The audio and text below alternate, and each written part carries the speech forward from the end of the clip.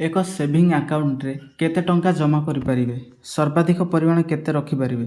ସର୍ବାଧିକ ସୀମା ଅତିକ୍ରମ କଲେ ଆଇଟି ବିଭାଗ କ'ଣ ପଦକ୍ଷେପ ନେବ? ଆସନ୍ତୁ ଜାଣିବା ସବିଶେଷ ତଥ୍ୟ।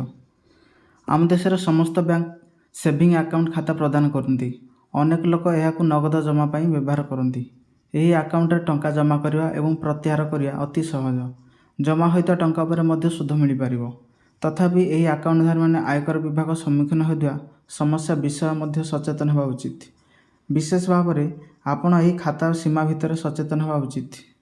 ସମସ୍ତ ଜାଣିବା ଉଚିତ ଯେ ସେମାନଙ୍କ ଆକାଉଣ୍ଟରେ ଜମା କରିପାରିବେ। ନଗଦ ଜମା କ'ଣ? ଏକ ନଗଦ ଜମା ଏକ ବ୍ୟାଙ୍କ ଆକାଉଣ୍ଟରେ ଟଙ୍କା ଜମା କରୁଛି। ଏକ ବ୍ୟାଙ୍କ ଶାଖାରେ ନଗଦ ହସ୍ତାନ୍ତର କିମ୍ବା ସ୍ୱୟଂଚାଳିତ ଟେଲର ମେସିନ୍ ବ୍ୟବହାର କରି ଫିଜିକାଲ ନଗଦ ଜମା କରାଯାଇପାରିବ। ଡିଜିଟାଲ ପେମେଣ୍ଟ ମାଧ୍ୟମ ଆପ୍ ମାଧ୍ୟମରେ ଯେକୌଣସି ଆକାଉଣ୍ଟରେ ଟଙ୍କା ଜମା କରାଯାଇପାରିବ। ବ୍ୟାଙ୍କ ଟଙ୍କାକୁ ସୁରକ୍ଷିତ ରଖେ।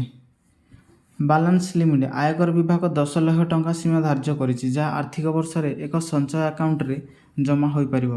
ଏହି ସୀମା କେବଳ ଗୋଟିଏ ଆକାଉଣ୍ଟ ନୁହେଁ, ବରଂ ଜଣେ ବ୍ୟକ୍ତି ଦ୍ୱାରା ଧାରଣ କରୁଥିବା ସମସ୍ତ ସଞ୍ଚୟ ଆକାଉଣ୍ଟରେ ପ୍ରଯୁଜ୍ୟ।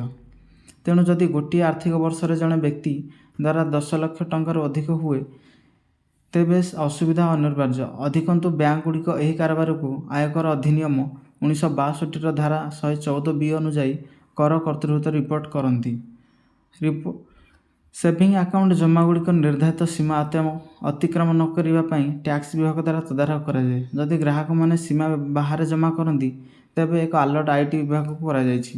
ଏହା ସହିତ ଆୟକର କର୍ତ୍ତୃପକ୍ଷ ସେହି ଗ୍ରାହକଙ୍କ ଆର୍ଥିକ କାରବାରକୁ ବିଷୟରେ ପଚାରିବେ କିମ୍ବା ବିଜ୍ଞପ୍ତି ପ୍ରକାଶ କରିପାରିବେ।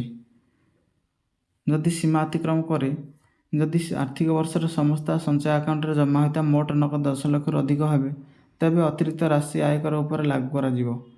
ଏହି ଆୟ ଘୋଷଣା କରିବା ଏବଂ ଉପଯୁକ୍ତ ଟିକସ ଦେବା ଆକାଉଣ୍ଟଧାରୀଙ୍କ ଦାୟିତ୍ୱ। ତାହା ନ କରିବା ଦ୍ୱାରା ଜୋରିମାନା ଏବଂ ଆଇନଗତ କାର୍ଯ୍ୟାନୁଷ୍ଠାନ ହୋଇପାରେ। ସାବଧାନତା ଅବଲମ୍ବନ କରିବାକୁ ଗ୍ରାହକମାନେ ଆଇଟି ବିଭାଗ ଯେକୌଣସି ଅସୁବିଧାକୁ ଏଡ଼ାଇବା ପାଇଁ ସମସ୍ତ ସଞ୍ଚୟ ଆକାଉଣ୍ଟରେ ଜମା ଉପରେ ନଜର ରଖିବା ଉଚିତ।